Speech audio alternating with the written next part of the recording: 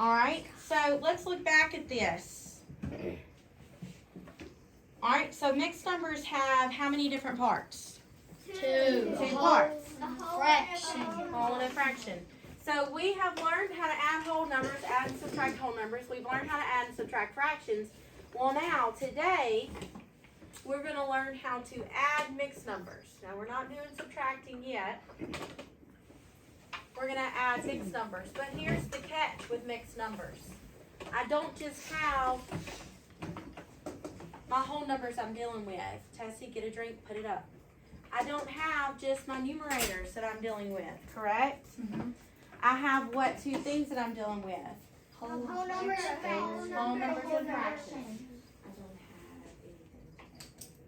But yes, help yourself. And then if you want to check with Miss Goldman, you can, okay? So we have two things that we have to deal with. Now, let me get over here to where y'all are at.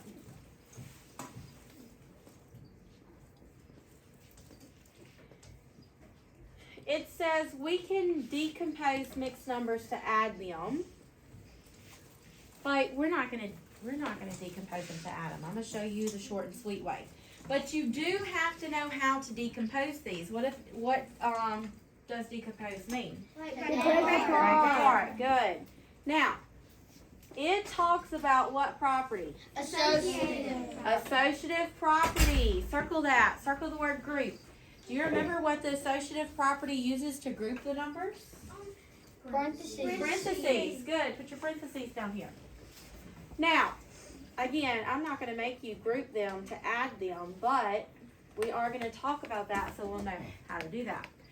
So let's go ahead and let's dive right into our first example. Briley's going to read example 1, and while she's reading, what are we going to do? Underline and circle. Good. You need to be following along, underline and circle, and only what's important. So whenever you get ready, Briley.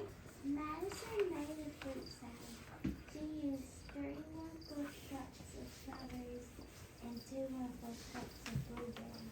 How many cups of berries and Madison need altogether?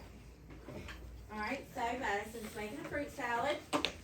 How many cups of strawberries did she use? 3 and 1/4. I should hear y'all talking to me. 3 and 1/4. How many cups of blueberries? 2 and 1/4. And it says what word that tells me what to do? Altogether. What is altogether? Add. Good, we're adding. Now, I want to show you the easy peasy way to do this.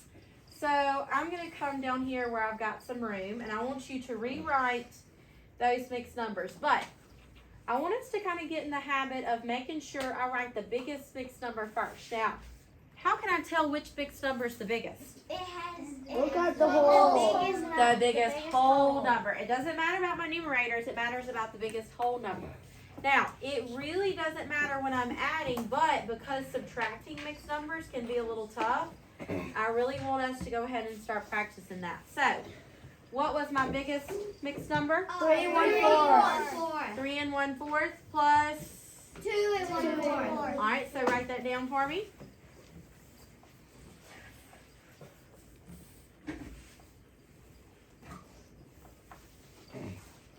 Now, with all that they've done underneath here, they're showing you what is actually going on inside this math problem. But this is how we're going to look at it. I can't add wholes to fractions. So I want you to just look at your holes. How many holes do I have here? How many holes do I have here? So all you're going to do is add the holes together. 3 plus 2 is 5. All right, now look at your fractions. What fractions here? 1/4. What fractions here? 1/4. So now I'm just going to add my fractions together. 1/4 plus 1/4 is 2/4. 2/4. All right. That is as easy as it gets. But if you leave this as your answer, it's going to be wrong. Why? I can simplify. Now remember, we don't simplify our whole numbers, right? But I want you to go ahead and write that whole number underneath it because you can't forget it. Now let's simplify our fraction. So I'm writing my factors, simplest form, find your factors. So what times 2 is 2? 1. What times 2 is 4? 2. Here's the thing though, is people will simplify and they'll say, okay, there's my answer. You have to And put your hole. you gotta put your hole. Always keep your hole too. And if you just put 1/2, it does not matter that you put a 5 over there before you simplify it. If you don't put the 5, it is wrong. It has to be by the 1/2. So, my answer is what? 5 Now, what this is showing us over here is it is showing us, and we got to look at it because we got to understand it. So it took 3 1/4 and it's adding 2 1/4, but look, let's put a box around this right here. 1 + 1 + 1 + 1/4. What is that? It's a 3/4. It's my 3 1/4 that has been Decomposed. as a sum of whole numbers and unit fractions. Then, what do I have right here? Let's put a box around that. It's a 2 1/4. Are y'all doing this with me? Tessie, you got it? Now, look at the next step. What's going on in this one and then in this one? What did they do? They put parentheses. They did. What else did they do? They did with the They 1/4. added them both. They took all of their holes and put it where?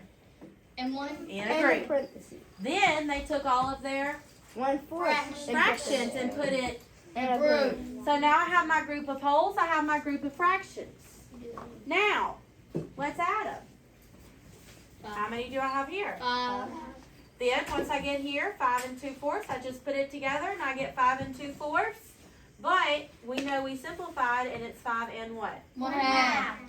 Now, I'm not going to make you go through all this to add them when it's as simple as doing that associative property in our heads, right?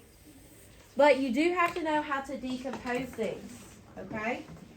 We've got to know how to decompose them because they will give you those types of math problems. Oh, yeah. And I don't realize it till the middle of the day or I'll send it over to you. If y'all wouldn't mind checking these, I think y'all did these for me yesterday. Like where you have to flip between the 2 pages if you didn't. 581 plus 111 is one, and they only do. If they missed it, or they didn't simplify, just check. And then they only have to do it front of the second page. Now, they're only supposed to match it to simplest form. Some of them match it to the other one too. Circle it. Thank you so much. All right, so flip over to the back. Flip over to the back. All right. You can also write each mixed number as an equivalent improper fraction. Now, we know that mixed numbers can be turned into what?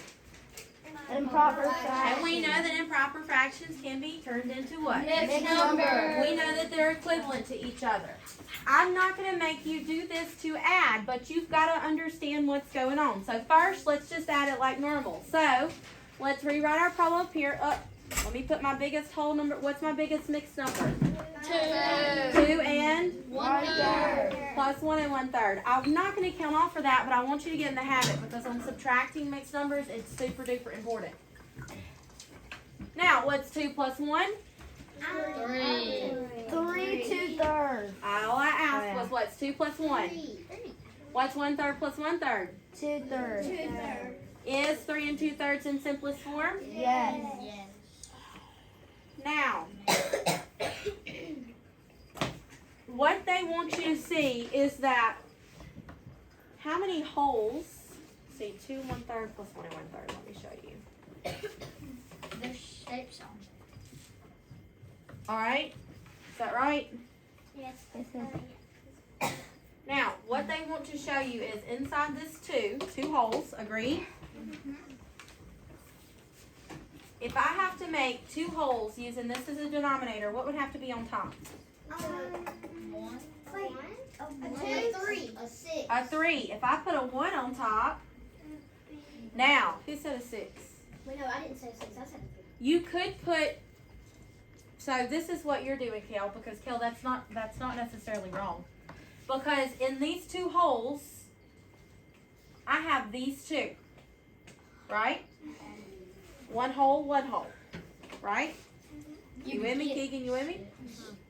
And then for this mixed number, I also have what else? 1. 1/3. Now, for this one, I have one hole. So what do I need here? 3/3 plus. 1/3. All right, now let me go back here. If I make this improper, what do I got to do to it? Multiply and add. Tessie, put that bottle up. 3 times 3 is, 9. what is it? 9. Plus 2 is, 11. so my improper fraction is 11/3. Now that's the way we know how to do it, right? Pretty easy. Let me go back here though. If I were to decompose these all the way down, let's see. What's 3 plus 3, everybody? 6. Plus 1? 7. Plus 3? 10. 10 plus 1? 11. It's 11/3. Because you have to understand though that I can break those holes, down into 11/3. whatever my denominator is, right? There's my holes, agreed? You might see them like that. I hope you're paying attention. All right, so fill in your blank with the correct answer right there. The very last one.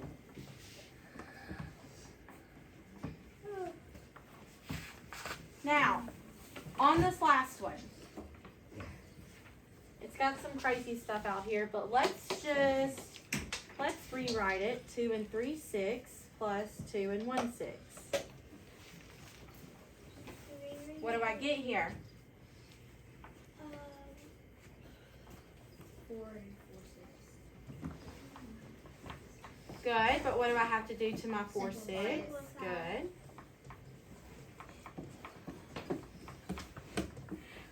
So I get 4 and 2/3. 2/3. Yep, that's right.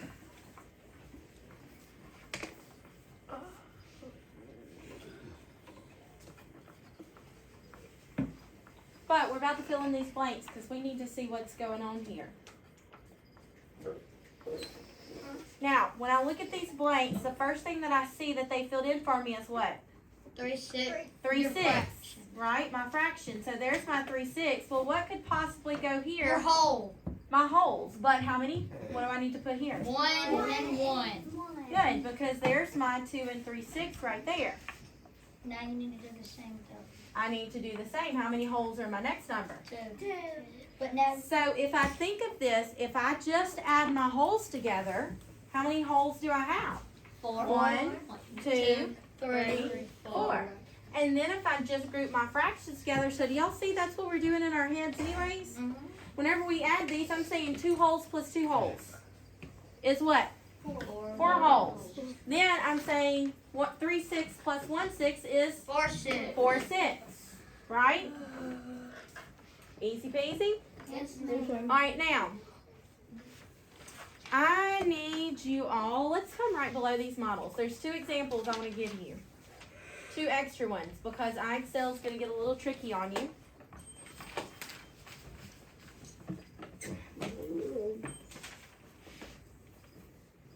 All right.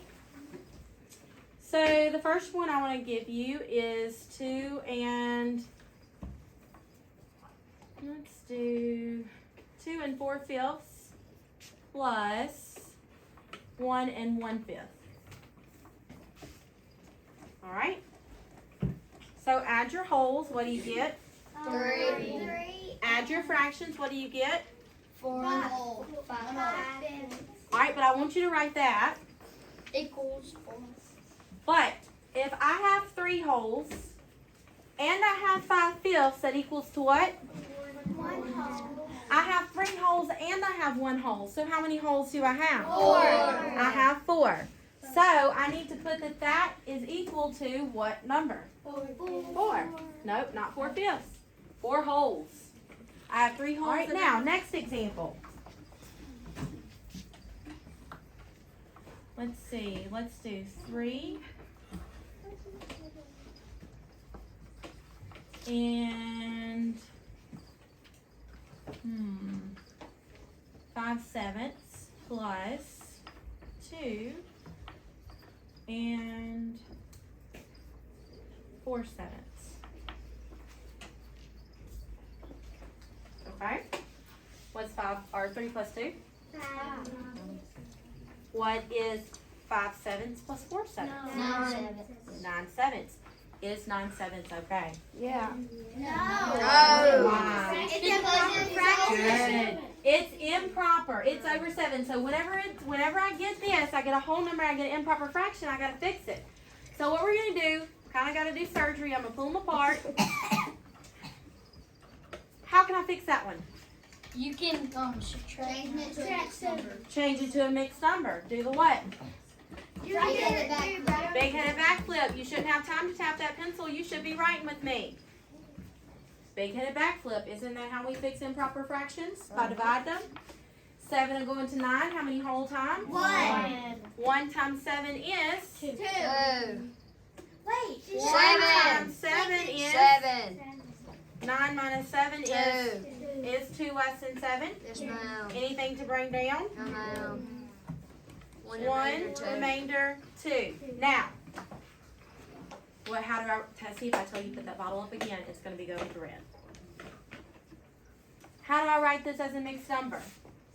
7. 1 and 2 sevens. 1 and 2 sevens. But here's the thing.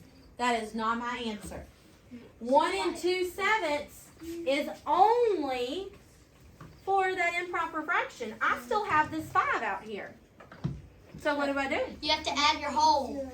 Add my holes. If I have 5 and I have 1, how many holes do I have? 6. And then my fraction is? 6, 2 sevens. Make sense?